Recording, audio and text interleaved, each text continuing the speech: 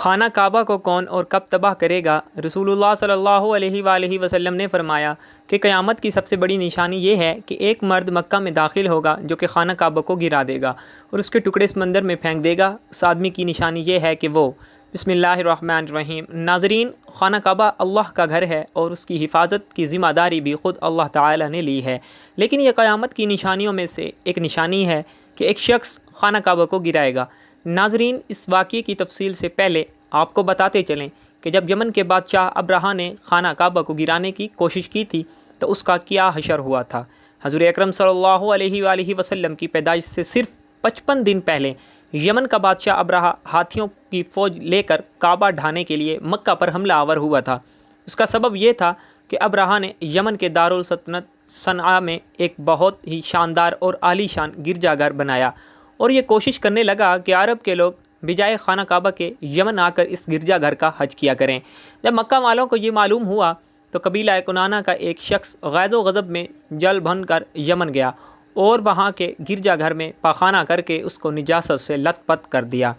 جب ابرہہ نے یہ واقعہ سنا تو وہ طیش میں آپے سے باہر ہو گیا اور خانہ کعبہ کو ڈھانے کے لیے ہاتھیوں کی فوج لے کر مکہ پر حملہ کر دیا اور اس کی فوج کے اگلے دستہ نے مکہ والوں کے تمام اونٹوں اور دوسرے مویشیوں کو چھین لیا۔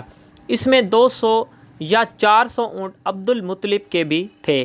حضرت عبد المطلب کو اس واقعے سے بڑا رنج پہنچا، چنانچہ آپ اس معاملے میں گفتگو کرنے کے لیے اس کے لشکر میں تشریف لے گئے۔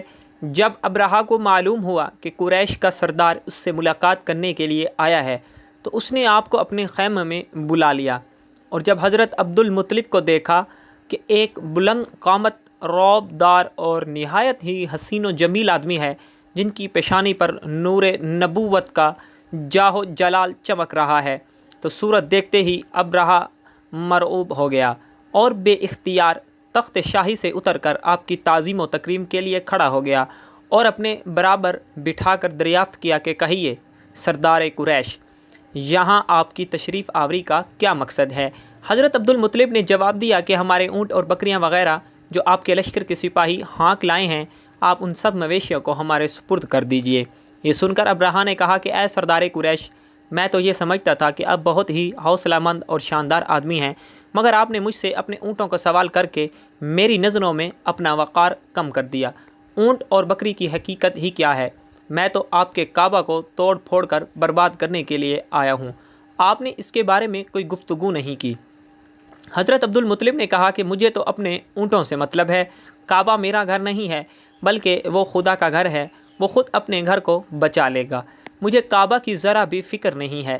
یہ سن کر ابرہہ اپنے فرعونی لہجہ میں کہنے لگا کہ اے سردار مکہ، سن لیجئے، میں کعبہ کو ڈھا کر اس کی اینٹ سے اینٹ بجا دوں گا اور روئے زمین سے اس کا نام و نشان مٹا دوں گا، کیونکہ مکہ والوں نے میرے گرجا گھر کی بڑی بے حرمتی کی ہے، اس لیے میں اس کا انتقام لینے کے لیے کعبہ کو مسمار کر دینا ضروری سمجھتا ہوں۔ حضرت عبد المطلب نے فرمایا کہ پھر آپ جانیں اور خدا جانے، میں آپ سے سفارش کرنے والا کون؟ اس گفتگو کے بعد ابرہہ نے تمام جانوروں کو واپس کر دینے کا حکم دے دیا اور عبد المطلب تمام اونٹوں اور بکریوں کو ساتھ لے کر اپنے گھر چلے آئے اور مکہ والوں سے فرمایا کہ تم لوگ اپنے اپنے مال مویشیوں کو لے کر مکہ سے باہر نکل جاؤ اور پہاڑوں کی چوٹیوں پر چڑھ کر اور دروں میں چھپ کر پناہ لو۔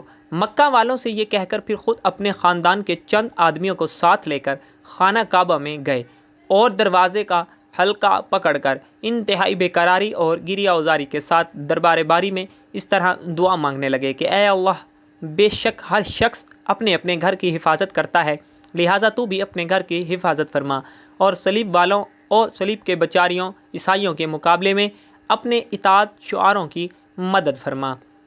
حضرت عبد المطلب نے یہ دعا مانگی اور اپنے خاندان والوں کے ساتھ لے کر پہاڑ کی چوٹی پر چڑھ گئے اور خدا کی قدرت کا جلوہ دیکھنے لگے۔ ابرہہ جب صبح کو کعبہ ڈھانے کے لیے اپنے لشکر جرار اور ہاتھیوں کی قطار کے ساتھ آگے بڑھا اور مقام مقمص میں پہنچا تو خود اس کا ہاتھی جس کا نام محمود تھا ایک دم بیٹھ گیا، ہر چند مارا اور بار بار للکارا مگر ہاتھی نہیں اٹھا۔ اسی حال میں قہر الہی ابابیلوں کی شکل میں نمودار ہوا اور ننھے ننھے پرندے جھنڈ کے جھنڈ جن کی چونچ اور پنجوں میں 3 کنکریاں تھیں سمندر کی جانب سے حرم کعبہ کی طرف آنے لگے۔ ابابیلوں کے ان لشکروں نے ابرہا کی فوجوں پر اس زور شور سے سنگ باری شروع کر دی کہ آن کی آن میں ابرہا کے لشکر اور اس کے ہاتھیوں کے پرخچے اڑ گئے۔ ابابیلوں کی سنگ باری خداوند قہار و جبار کے قہر و غضب کی ایسی مار تھی کہ جب کوئی کنکری کسی فیل سوار کے سر پر پڑتی تھی تو وہ اس آدمی کے بدن کو چھیدتی ہوئی ہاتھی کے بدن سے پار ہو جاتی تھی۔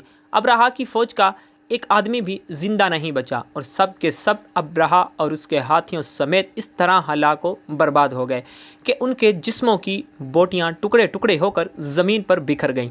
چنانچہ قرآن مجید کی سورہ فیل میں خداوند قدوس نے اس واقعے کا ذکر کرتے ہوئے ارشاد فرمایا، یعنی اے محبوب، کہ آپ نے نہ دیکھا کہ آپ کے رب نے ان ہاتھی والوں کا کیا حال کر ڈالا؟ کیا ان کے داؤں کو تباہی میں نہ ڈالا اور ان پر پرندوں کی ٹکڑیاں بھیجیں تاکہ انہیں کنکر کے پتھروں سے ماریں، انہیں چبائے ہوئے بس جیسا بنا ڈالا۔ جب ابرہا اور اس کے لشکروں کا یہ انجام ہوا تو عبد المطلب پہاڑ سے نیچے اترے اور خدا کا شکر ادا کیا۔ ان کی اس کرامت کا دور دور تک چرچا ہو گیا اور تمام اہل عرب ان کو ایک خدا رسیدہ بزرگ کی حیثیت سے قابل احترام سمجھنے لگے۔ تو ناظرین، اب آپ کو اس واقعے کے بارے میں بتاتے ہیں جو قیامت کے نزدیک پیش آئے گا اور جس کے بارے میں ہمارے پیارے نبی حضرت محمد مصطفیٰ صلی اللہ علیہ وآلہ وسلم نے فرمایا تھا۔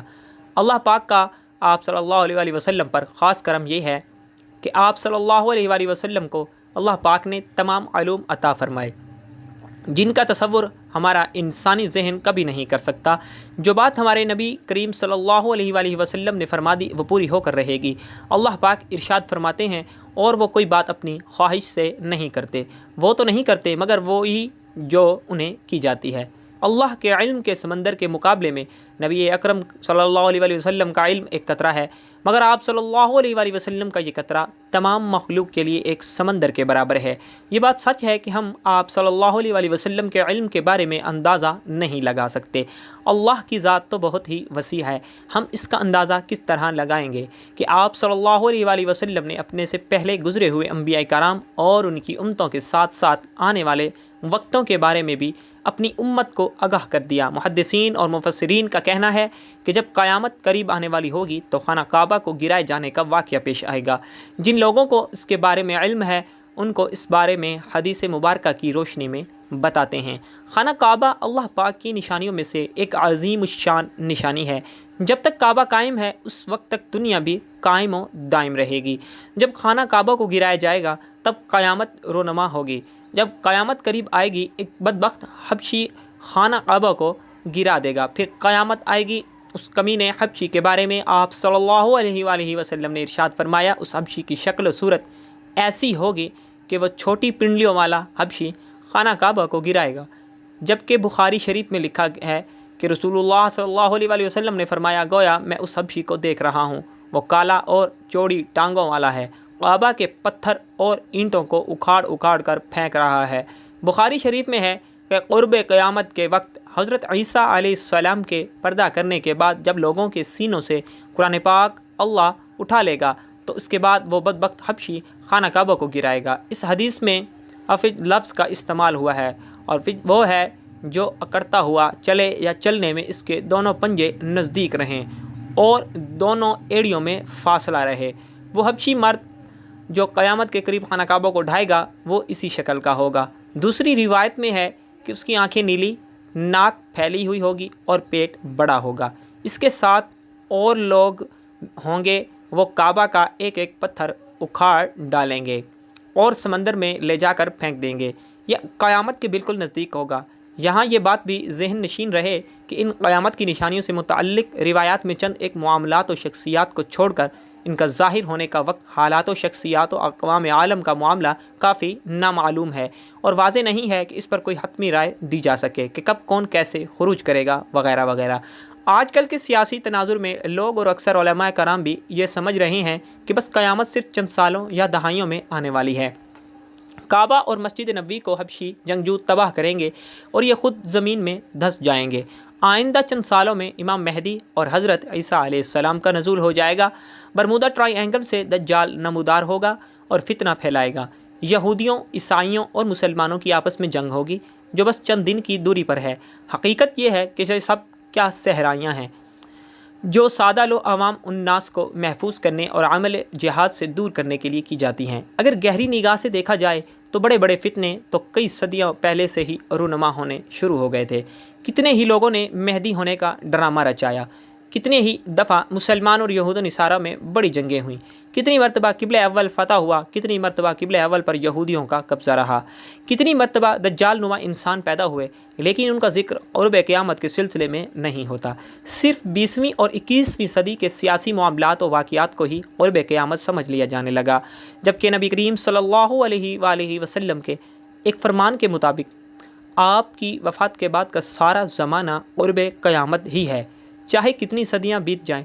لہٰذا علماء کو چاہیے کہ آج کل کے سیاسی پروپیگنڈے سے متاثر ہو کر ان عوام الناس کو محفوظ کرنے کی بجائے ان کو نیک اعمال و جہاد فی سبیل اللہ کی ترغیب دیں۔